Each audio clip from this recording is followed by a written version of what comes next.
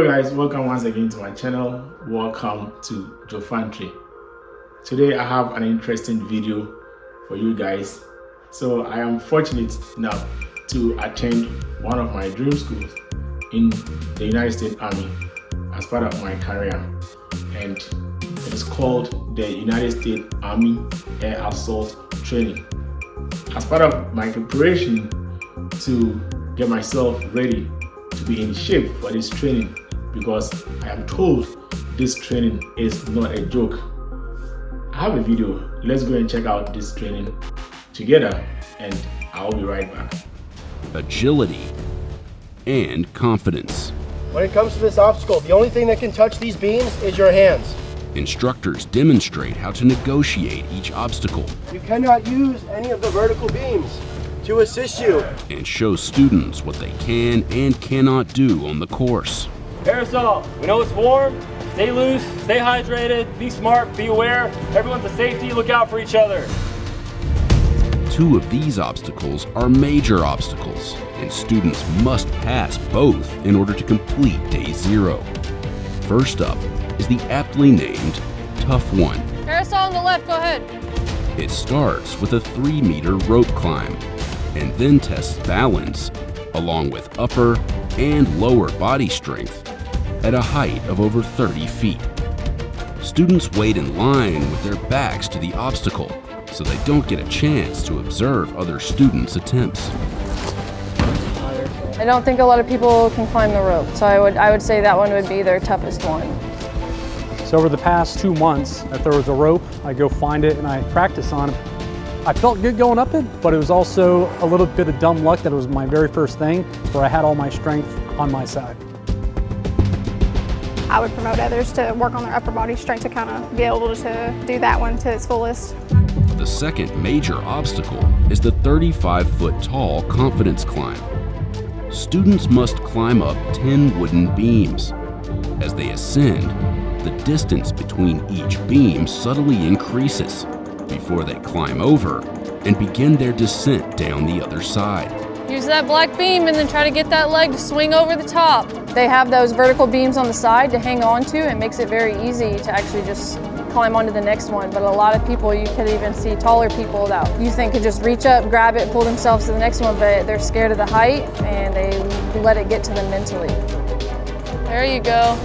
At this point in the day, the heat index had risen to 105 degrees, and it started to affect some of the students.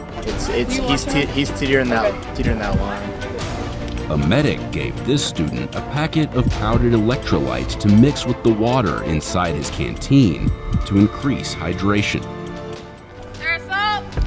I like heights. I like being up high. So just being able to look beyond, and I just kind of suppress the fear, I guess. I don't really fear it though. I enjoy it.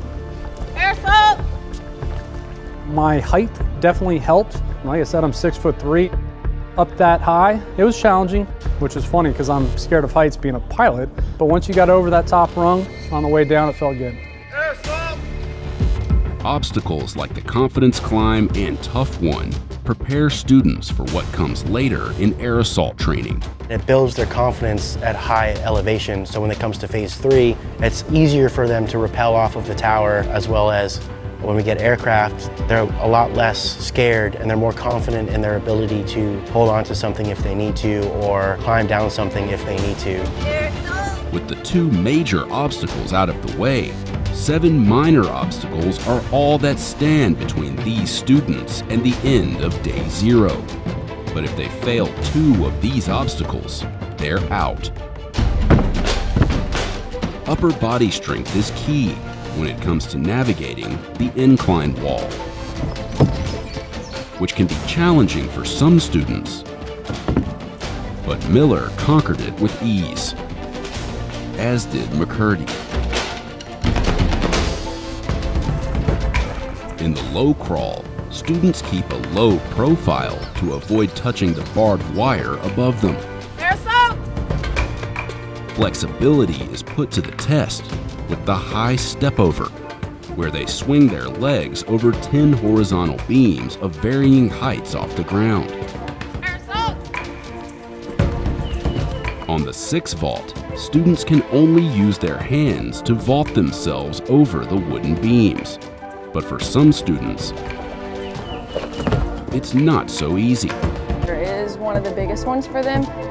You're looking at it and it's already at their eye level, and you got to jump high enough to where it reaches under your rib cage to be able to flip over. Miller was struggling. I think it's just not pushing myself hard enough. I think I can push myself harder. I've seen people smaller than me go over it. Students who fail their first attempt at an obstacle are given one more chance to complete it. All right, Assult, you just can't miss another minor, all right? This was Miller's first failed obstacle, which means she'll have no room for error on the rest of the course. McCurdy was also having trouble with a minor obstacle.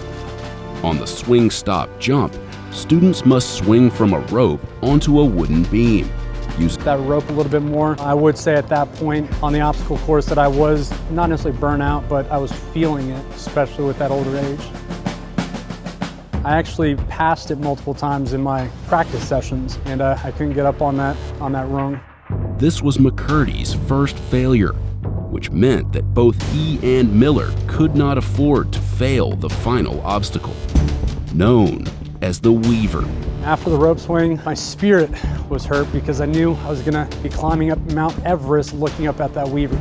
As its name implies, students navigate the Weaver by dipping over and under a series of ascending and descending wooden beams. It's pretty physically exhausting, and it'll leave some bruises if done properly. But Miller handled it with ease. I don't know what it is. I just tell myself, okay, just like when I was a kid, let's go play on the playground, and I get it done. It just happens. McCurdy, on the other hand, Leading into this obstacle course, the only one that I didn't want to do was the Weaver. Yes. Something that everyone has told me about, that it does take a lot of strength, a lot of technique, and you're gonna get bruised. I was unsure as to whether or not I can do it, but I kept pushing. Welcome back once again, guys. I believe you guys enjoyed the video.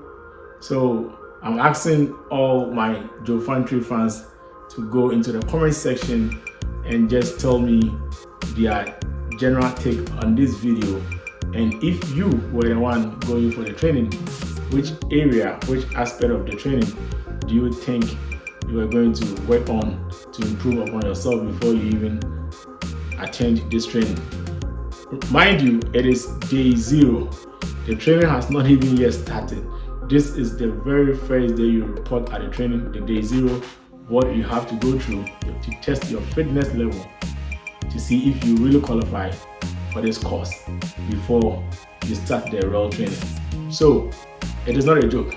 It is physically demanding, it is challenging, it's draining, but it is doable, it is achievable, you know, because once I believe you said you focus on something and you are determined to get it, of course you will. It is not something that it is not possible. Just like we saw in the video, people did it, so of course we can also do it. So send me your comments and I really appreciate that. Until I see you in my next video, peace.